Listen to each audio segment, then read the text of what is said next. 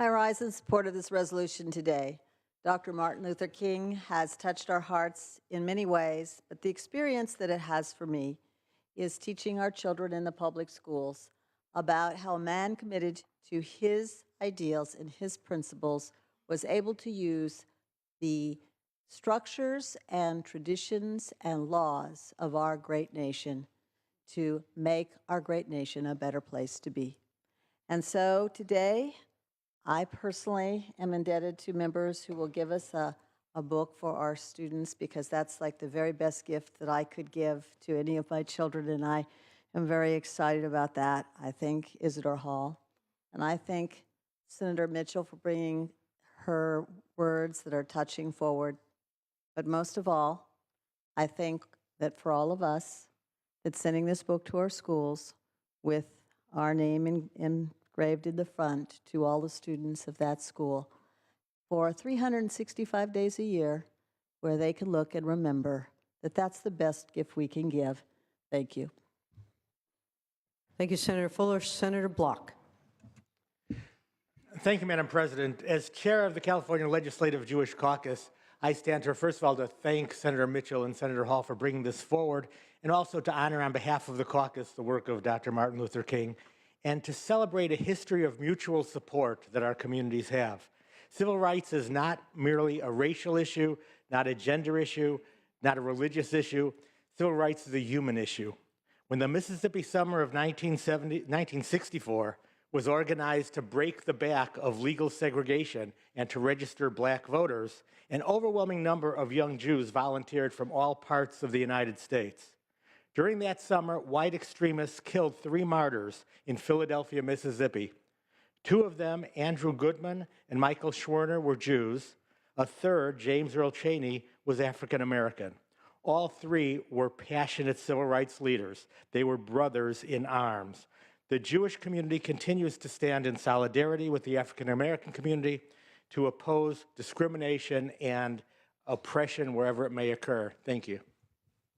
Thank you, Senator Block. Senator Hueso. Thank you, Madam President. As the Vice President of the California Legislative Latino Caucus, I rise in support of this important initiative. I just wanted to also note that there's a growing body of information and literature that is analyzing the life of Martin Luther King more and more. And I myself, as I see information come out, I continue to learn about the impacts that Martin Luther King had in our community. So it's very important that we continue to call attention to his life and the impact he's had on our country, and what his teachings could do to teach us about civics in America. There's a picture in the book that was distributed today of Martin Luther King with Mahatma Gandhi in the background, and he was a student of Mahatma Gandhi, and Mahatma Gandhi was one of those people that brought down an empire, the strongest military of the day, with nonviolence. And in his day, Martin Luther King took on a country with the strongest military of that day and caused change from within. We still have people that are arguing that guns are a necessity to civic change and change in our community. They are arguing that only with guns can they affect safety in our community and also the political process. So we still have a lot to do to change that culture in America, and I think the teachings of Martin Luther King will be instrumental in helping us to change people's attitudes about what it is to participate in a democracy in this day and age.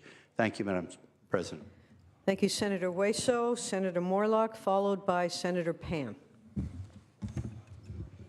Thank you, Madam President. On what we call the break, in October, I drove to Memphis, Tennessee, and had the privilege of visiting the National Museum of Civil Rights, and it was extremely moving. The tour concludes at the Lorraine Motel. You get to see the hotel room where Martin Luther King spent his final hours, and you stand at the balcony of where he was assassinated. The museum is incredible. It's moving. It's powerful. And I would encourage, if you have not visited the museum, to do so. Also, I want to thank the senator from Los Angeles for the book. It'll be a memento. It'll be treasured in my home.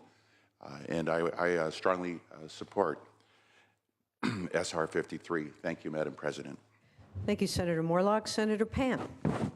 Thank you, Madam President. On behalf of the API Legislative Caucus, I too wish to stand in strong support of this important SCR and want to thank our senators from Los Angeles, Senators Mitchell and Hall, for bringing this forward and for the wonderful remarks from Senator Mitchell.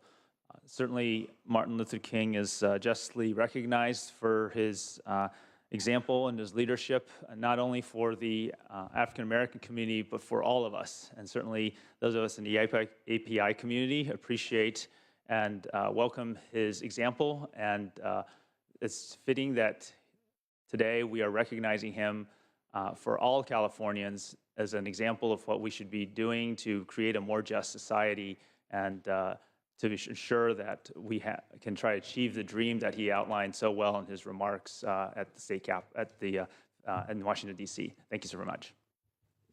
Thank you, Senator Pan. Senator De Leon. Thank you very much, Madam President. Colleagues, this is a very beautiful book, and I do want to thank the senators from Los Angeles for introducing Senate Resolution number 53, but more importantly, for reminding us why, again, the teachings, the values, the principles of Martin Luther King is so important to all Americans. Here we are as senators of the 7th largest economy on planet Earth, and we heard very eloquent words from representatives of the Asian Pacific Islander Caucus, as well as the Latino Caucus, as well as the Jewish Legislative Caucus, and the Republican leader of the members of the Senate. It is a reflection of who we are as a state and as a nation, the rich diversity, the embodiment of who we are and where we come from, immigrants from all over the world, those who are born here, and why this continues to be the greatest country in the world, even with our flaws, because it's a beautiful, radical experiment that is the United States of America. Just as importantly, as Senator Mitchell had articulated, which I think is very important, is what do we do now in the present as well prospectively in the future? Because when we look at the teachings of this incredible human being, one of the greatest historical figures of all time in our world, we know that we have much work to do still. We have made some advancements. We have the first person of color, first African-American in the history of this great country to be the chief executive of the United States of America. That being said, we still have much more work to do. We've seen what's happened in Ferguson, and Oakland, and elsewhere. We have seen these organic movements come about, whether it's Black Lives Matters or other organizations, the Dreamers, dealing with the plight of young men and women who have no future, irrespective of how they got here. The issue of equality, equity with women. We've had a major victory last year in 2015 dealing with this issue. We codified a lot, but that means we still have much work to do to make sure that all individuals have an opportunity to raise a family, go on to higher education, if in fact that's their desire to do so, and just live a life of liberty, justice, and happiness. And that's why this legislative body is so important. Republicans, Democrats, all ethnicities coming together, working in concert with each other, and at times also having very vigorous, acrimonious debates, but having debates nonetheless, because the freedom of this country allows us to have it. So I want to thank the senators from Los Angeles for reintroducing this annual resolution and reminding us once again as to not just the embodiment of who this man is and what he stands for, but again, all the work that still's left to be done, that we have an opportunity to chip away little by little. So with that, thank you very much. And of course, we're all highly supportive of Senate Resolution number 53. Thank you, Senator De Leon. Is there any further debate or discussion on this item? Seeing and hearing none, Senator Mitchell, you may close. Thank you very much, Madam President. And thank you, colleagues, for taking this moment in time to be reminded of the fact that we are living in a time when hatred and bigotry and fear is being expressed all over our airwaves. We are living in a time when communities are being ravaged by gun violence and death. So this gives us a moment to pause and again reflect on the words of Dr. King, who, when addressing the largest peace demonstration ever convened in the U.S. at the United Nations Plaza in the spring of 1967, said these words: "I sometimes marvel at those who ask why I'm speaking against the war. We are called to speak for the weak, for the voiceless, for the victims of our nation, and for those it calls enemy. For no document from human hands can make these humans any less our brothers." With that, I ask for an aye vote. Thank you, Senator Mitchell. All debate having ceased, Mr. Secretary, please call the roll. Allen. Aye. Anderson. Aye. Bates. Aye. Bell. Aye. Berryhill. Aye. Block. Aye. Cannella. Aye. De Leon. Aye. Fuller. Aye. Gaines. Aye. Galgiani. Aye. Glazer. Aye. Hall. Hancock. Aye. Hernandez. Hertzberg. Aye. Hill. Aye. Wesso. Aye. Huff. Aye. Jackson. Aye. Aye. Lada. Aye. Leno. Aye. Leba. Liu. Aye. McGuire. Aye. Mendoza. Aye. Mitchell. Aye. Monning. Aye. Morlock. Aye. Morrell. Aye. Wynn. Aye. Nilsson. Aye. Pan. Aye. Pavley. Roth. Aye. Runner. Stone. Aye. Vidak. Aye. Wachowski. Aye. Wolk. Wolk, aye. Ayes 35, and noes 0. The resolution is adopted. Returning to motions and resolutions, now is the time to address the adjourn in memory motions from various senators. There are several who have indicated in advance their desire to speak in adjourning in memory. If you would lift your microphones, I will do my best to take you in order. Senator Pan was the first on the list. Would you like to go ahead and start, Senator Pan? Yes. Thank you. Senator Pan. Thank you, Madam President. Senators, I rise today to adjourn in memory of Earl Rogers, a 50-year resident of Greenhaven, Sacramento. Earl passed away in the comfort of his home on December 18, 2015, at the age of 87. Born in Beverly Hills, California, Earl's a third-generation Californian. An engineering graduate at the Northrop Aeronautical Institute and UCLA, he was involved in the design and construction of highways for the California Department of Transportation. A prolific writer, he has published 7 books to his credit, along with countless articles.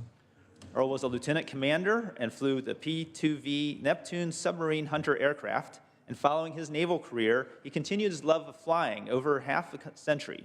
A founding member of the California chapter of Flying Midshipmen, as well as a longtime member of the Aircraft Owners and Pilots Association and the Sacramento Valley Pilots Association. Earl was also a founding member of the Greenhaven Lutheran Church, where he was instrumental throughout all aspects. Most recently, he was the project manager of the newest additions of the church buildings. Earl leaves behind his beloved wife, Dixie, his son, Larry Rogers, daughter, Marcy Meliza, son-in-law, Mel Meliza, grandchildren, Miranda, Mallory, and Matthew Meliza, Aaron Sullivan, Sarah Hill, Bo and Blake Rogers, sister Fran Callan, and 3 great-grandchildren. A few of them are here on the floor today. So it's with great sorrow that I ask that we adjourn in the memory of Earl Rogers. Thank you. Thank you, Senator Pan. And if you would make sure that you bring the name forward so that we can properly memorialize his adjourn in memory, we will do that. Next, Senator Gaines. Senator Gaines. Great. Thank you, Madam President and members. I ask that we adjourn in memory today in honor of one of my Rio Americano high school friends, Randall Craig Gomez of Sacramento. Randy Gomez died peacefully in his sleep in November after a long battle with cancer. Randy was known to his friends as a hardworking man who had an infectious joy that produced countless smiles. And those are my memories of Randy in high school. He was such a hard worker that he continued to work with his battle with cancer, and he had had cancer actually twice in his life and had a kidney removed, and then it reoccurred many years later, and continued to work literally about a week or so prior to his death. And just a remarkable man, and it was an honor to know him. He enjoyed working with RICO USA and often called his co-workers his second family. He is survived by his wife of 32 years, Susie Gomez, who is here today, and also his son, Andrew Gomez. He was a man who inspired many people with his work ethic and his ability to turn strangers into family. Today, I would ask that we adjourn in his memory. Thank you. Thank you, Senator Gaines, and our sincere condolences to his family and those who are here today as well. Next, Senator Monning.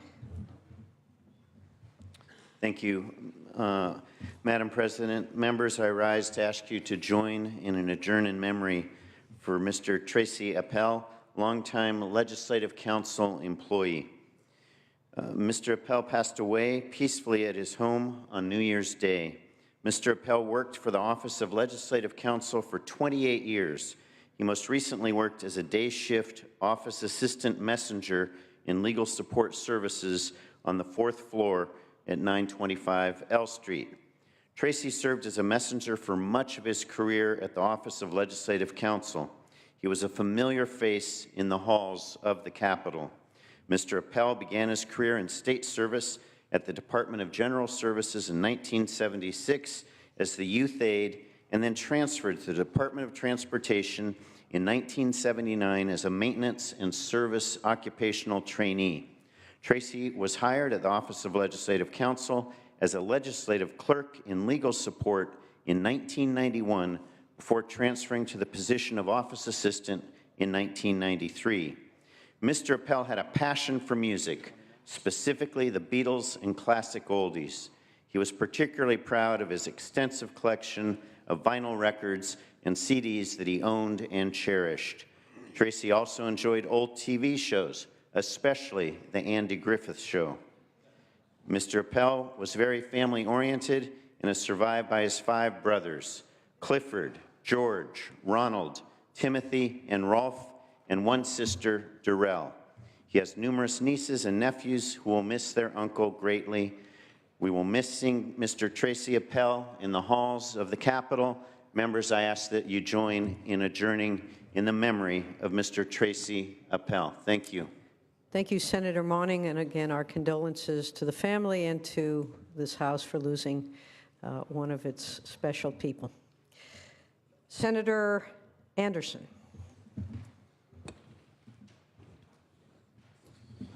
Senators, I rise and adjourn in memory of Lionel Anthony Machado, also known as Lee. Lee was a respected business professional and a committed community leader in my district, and he passed away on December 26 last year. Lee rose from humble beginnings as a paperboy to ultimately founding his own business in 1976, L.A. Machado Construction Company. Lee made a positive impact in the community. He lived in my community of Alpine. He shared his leadership with many organizations, including the Grossmont Hospital Foundation Board of Governors and the Associated Builders and Contractors.